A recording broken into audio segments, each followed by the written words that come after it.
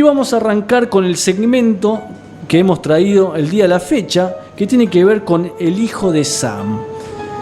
Para eso he hecho una línea de tiempo, ¿no? Para hacer un poco más ágil el asunto. ¿Y de qué va? El hijo de Sam era un tal David Berkowitz, era un hombre de unos 20 y pico de años, que fue, digamos, dado en adopción y que se enteró cuando es adolescente de esta cuestión, y a partir de ahí empezó a tener unos desequilibrios con sus pensamientos, con sus formas, y empezó a hacer cosas que no eran, digamos, correctas, como por ejemplo incendiar lugares. El hombre arrancó con incendios en diferentes puntos de Nueva York, ahí en los alrededores, que después obviamente eso se hace cargo él una vez que es detenido, ¿no? Que es preso por todas las cuestiones de que vamos, digamos, a comentar ahora, que tienen que ver con una serie de asesinatos y de ataques que se dio a partir del año 75, en donde, como dije en un principio, en Nueva York reinaba el caos. En ese momento Estados Unidos estaba pasando con un problema serio económico, en donde el gobierno empieza a achicar el Estado, y entre ese achique de Estado, las fuerzas, digamos, de la policía empiezan a dar de baja a muchos empleados, y queda como, digamos, la ciudad reinada en el caos, mucha delincuencia, muchos secuestros, muchos asesinatos. En medio de toda esta confusión, en tierras americanas, aparece un hombre que empieza a atacar a mujeres jóvenes. El primer ataque se da en el año 75, en donde ataca a 2 chicas, las apuñala en una noche buena, y las 2 jóvenes sobreviven, pero al sobrevivir dan, como quien dice, un primer identikit a este agresor, y empiezan a, digamos, a tener por lo menos a quién buscar, ¿no? Como quien dice. Bueno, ¿qué pasa? A partir de ese incidente, ¿no? Este ataque del año 75, que se da a finales del año 75, a partir del año 76 empiezan a suceder una serie de ataques. Primeramente fue con un puñal, y después van a ser con un arma de calibre 44, que de hecho la prensa de Nueva York la había etiquetado a esta persona como el asesino del calibre 44, porque utilizaba un arma con este calibre, digamos, ¿no? Bueno, la cuestión que este hombre atacaba a jóvenes de la nada, generalmente estando dentro de su coche, con sus novios, su pareja, estando ahí de la nada. El hombre salía en la noche y le tiraba un par de disparos, a veces de gravedad y a veces también de muerte, ¿no? Porque, por ejemplo, en el año 76, en julio, ataca a una pareja, a Donna Lauria y a Jody Valenti. Donna muere, ¿no? A causa de estos disparos, y el hombre queda, digamos, gravemente herido, y también realiza, digamos, gracias a este ataque, él puede visualizar al agresor y también plantea un identikit, y se va armando, digamos, una serie de identikits. En octubre de ese mismo año, Cardenaro y Rosemary Keenan también son atacados. Ambos sobreviven porque los disparos no causan la muerte de ninguno de los dos, pero Carr tiene que, digamos, usar una prótesis que le cubre la mitad de su cráneo porque le destrozó, digamos, la cabeza, el impacto. En noviembre de ese mismo año, Donna Demati y Joan Lomino, ambas reciben disparos estando en la vereda de sus casas, conversando, digamos, a la noche.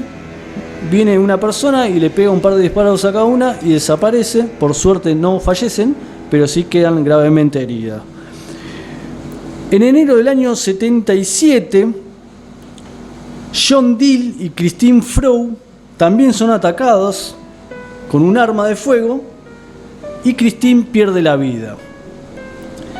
En marzo de ese mismo año, Virginia Borqueresian, algo así se llama, también fallece por un par de disparos, Y en abril de ese mismo año, Alexander Esau y Valentina Suarini también son atacados, perdiendo la vida Valentina. Generalmente perdía la vida el que estaba del lado del acompañante del auto, porque era por donde él aparecía y disparaba, ¿no? En esta, digamos, última muerte que acabo de nombrar, él deja una carta. Deja una primera carta diciendo, ¿no?, que a él no le gustaba que lo nombren como el asesino del calibre 44. Entonces él agarraba, se hacía llamar que era el hijo de Sam, y también decía que estaba profundamente dolido porque lo llamaban odiador de mujeres, y en realidad no lo era, pero sí soy un monstruo, decía. Y también decía, soy el hijo de Sam, que cuando el padre se vuelve malo, a Sam le encanta beber sangre. Sal y mata, ordena el padre Sam. Soy el Chubby Beaumont. Me encanta cazar. Eso es más o menos lo que decía algunas partes de la primera carta que deja. Y que después esto tiene, digamos, una coherencia, podemos decir, porque lo del hijo de Sam viene por un lado medio loco, digamos, ¿no? Bueno, en junio y julio también hace varios ataques. Sal Lupo y Judy Plácido en junio también son atacadas. Y en julio Robert Violante y Stacy Moscovich también son atacados, en donde fallece Stacy Moscovich. Y en julio del año 76, en donde va a ser, digamos, su último momento, ¿no?, su último ataque, en donde mata a esta persona que es Stacy Moscovich, una mujer que estaba por los alrededores llamada Casilia Davis ve el momento en que él está rondando por ese lugar y sale de un coche y lo atrapan porque él dejó mal estacionado el coche y le ponen una multa. Cuando la señora ve esta secuencia media extraña que hace él, se lo comenta a la policía, y la policía después toma el registro de todas las multas que hicieron en esa cuadra y dan con el nombre de David Berkowitz, en donde la siguen, digamos, van hacia el domicilio de esta persona. El auto era el mismo, digamos, que habían puesto la multa.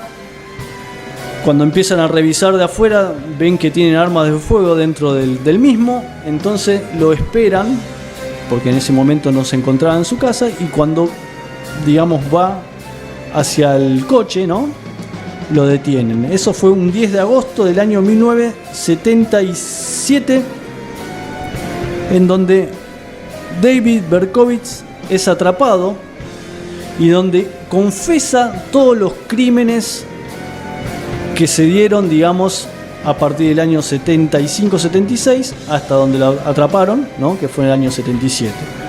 Son 6 muertes y 13 ataques de que, digamos, él se hace cargo y asume de que estaba bajo la influencia demoníaca del perro de Sam, que era un perro labrador, un perro negro.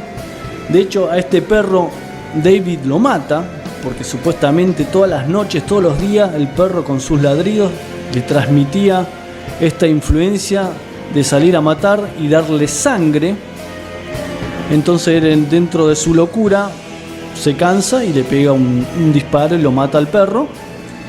Él se hace llamar hijo de Sam porque el dueño del perro es Sam Carr, o era, porque calculo que a esta altura de la vida ya no debe estar vivo, era una persona mayor.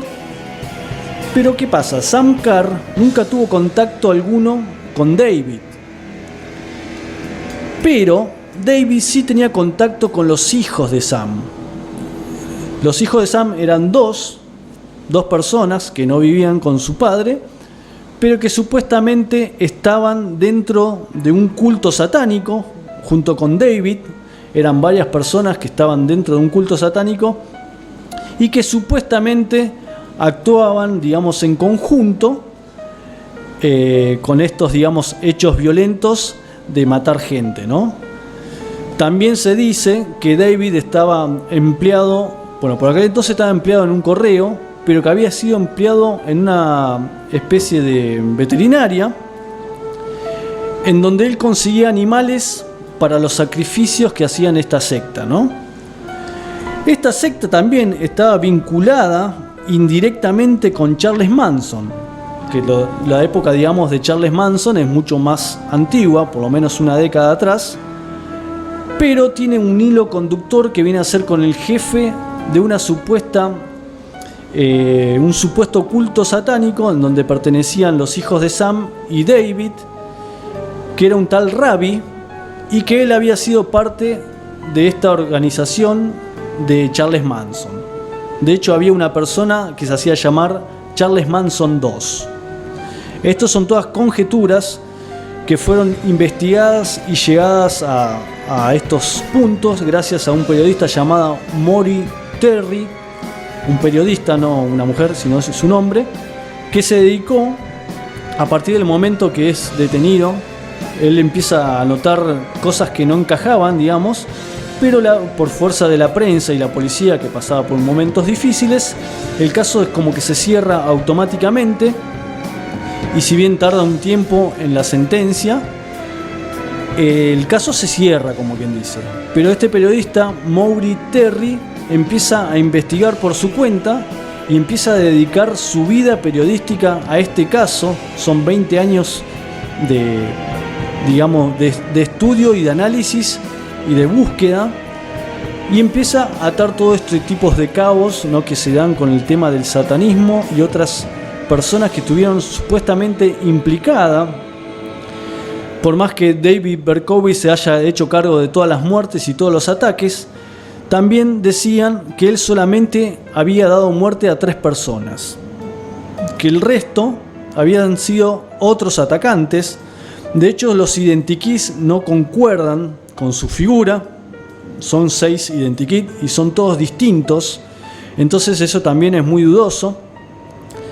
Y el hecho de los testigos de este último ataque, la señora esta que estaba dando vueltas y ve, digamos, cuando David estaba dando vueltas por la zona, no dan los tiempos del ataque, porque la señora vivía por los alrededores y escucha los disparos, y se lo había cruzado minutos antes a David dando vueltas por ahí, por el barrio, y esto sucedió unas cuadras bastante alejadas, el último ataque, y la persona que describen, porque había otra pareja en otro coche que ven toda esta secuencia, era un hombre flaco, con pelo largo rubio, que parecía una peluca, y David era una persona más bien rellena, un tanto más grande que el otro hombre.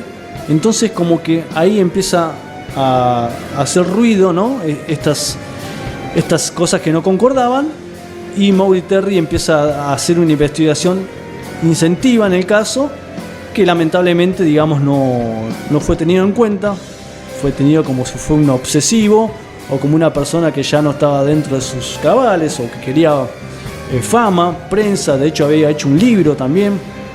Un montón de cuestiones que hacen que pierda peso su investigación, pero que hoy por hoy se puede ver en Netflix. Hay una miniserie de 4 episodios donde está basado en la investigación de Maury Terry, y también hay un montón de fuentes de diferente gente, ¿no?, en YouTube, que donde también pueden ver otras voces, digamos, ¿no?